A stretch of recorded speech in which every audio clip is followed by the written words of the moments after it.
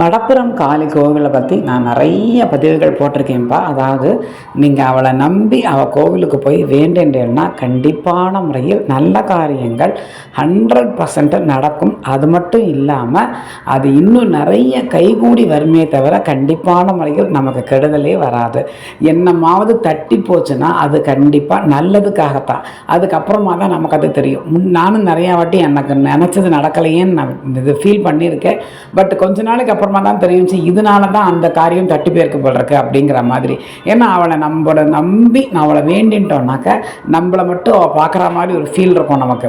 நம்ம குழந்தை மாதிரியும் இது எங்கேயாவது இந்த குழந்தை எங்கே போய் மாட்டிக்கப்படாது, இந்த குழந்தை நன்னா இருக்கணுமே. ஒரு தாய் எப்படி குழந்தைகளுக்காக ஏங்கி நம்மளை பார்த்துப்பாள், நம்ம பார்த்துப்போமா ஒரு தாயாக இருந்து, அந்த மாதிரி அவள் நம்மளை அவ்வளோ நன்னா அவள் பார்த்துப்போம். ஸோ நானாக நம்பி போகணும். நம்ம கோவிலுக்கு வந்திருக்கேன், என்னமோ சொல்லியிருக்கான்னு நான் வந்திருக்கேன் அந்த மாதிரி நினைக்காம 100% உன்னை நம்பி நான் வந்துட்டேன் அப்படின்னு மட்டும் நீங்கள் வேண்டிக்கோங்களேன். அப்படி தான் நான் இருந்தேன். ஏன்னா எனக்கு சொல்லியிருக்கேன்னு நினைக்கிறேன், நிறைய பதிவுகளை நான் போட்டிருக்கேன்.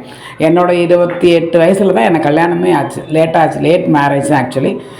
ரொம்ப நான் ஸ்ட்ரகிள் பண்ணி தான் எனக்கு நிறைய பிரச்சனைகள் இருந்தது வாழ்க்கையில். பட் இப்போது ஆண்டவ முன்னேற்றத்தில் ஓரளவுக்கு நல்லா செட்டில் ஆகிருக்கும். என் பேத்திக்கு கல்யாணம் ஆகி குழந்தைக்கு 1.5 வயசு 2 வயசு ஆகிடுது அப்படி இப்படியும்.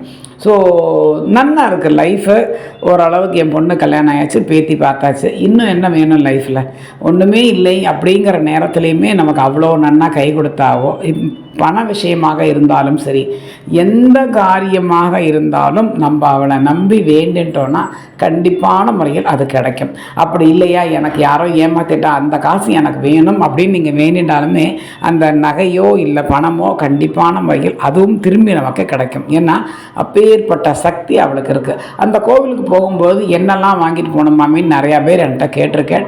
எலும்பு சிம்பழம் மாலை தான் அவளுக்கு ரொம்ப பிடிக்கும். நீங்கள் ஆற்றுலையே குளிச்சுட்டு உட்காந்து அதை கட்டி அதை வீட்டிலையே கோத்து கொண்டு போனாலும் சரி. அப்படி இல்லையா நான் ஆற்றுல வைக்க அதெல்லாம் முடியாது மாமின்னா கடையில் ஏகப்பட்ட கடை இருக்காங்க. அங்கேருந்து எலுமிச்சம்பழம் மாலையை வாங்கி நிலமாலையும் அது பெருசாக இருக்கும். நிறைய இப்போ 150லேருந்து 200 300 400 500க்கெல்லாம் நிறைய மாலைகள் இருக்குது. அதில் உங்களுக்கு எந்த உங்களுக்கு முடியுமோ அந்த மாலையை வாங்கி நீங்கள் சாத்திட்டு, நான் ஆல்ரெடி நான் சொல்லியிருக்கேன், காசு உண்டியலில் போடாதீங்க, அவள் தட்டில் வச்சுட்டு அவள் பாதத்தில் வச்சுட்டு எனக்கு அங்கேருந்து ₹1 ₹2 காசு எடுத்து கொடுங்கன்னு கேட்டேன்னா அந்த குருக்கள் அந்த ஆள் அவர் கொடுப்பார் நமக்கு. அதை கொண்டு வந்து நம்ம பர்ஸில் அதை தனியாக செலவு பண்ணாமல் அதை வச்சுட்டோன்னா நமக்கு காசு தட்டுப்பாடே இருக்காது. அதை இன்னி வரைக்கும் நான் அனுபவிச்சுக்கின்றிருக்கேன். என் ஃப்ரெண்ட்ஸ் சர்க்கிள் எல்லார்ட்டையும் சொல்லியிருக்கேன். அவள் எல்லோரும் இதை பண்ணின்னு இருக்கான். மாமி இது வந்ததுலேருந்து எனக்கு காசு பணம் இல்லைன்னு நான் சொன்னதில்லை மாமின்னு நிறையா பேர் என்கிட்ட சொல்லியிருக்கா.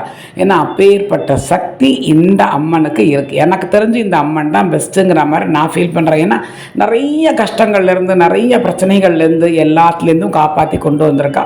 நடக்க நிறைய நல்ல விஷயங்கள் எல்லாமே நமக்கு நடத்தி கொடுத்துருக்கா. ஸோ இந்த கோவிலுக்கு போங்க, நல்லது மட்டுமே நடக்கும்.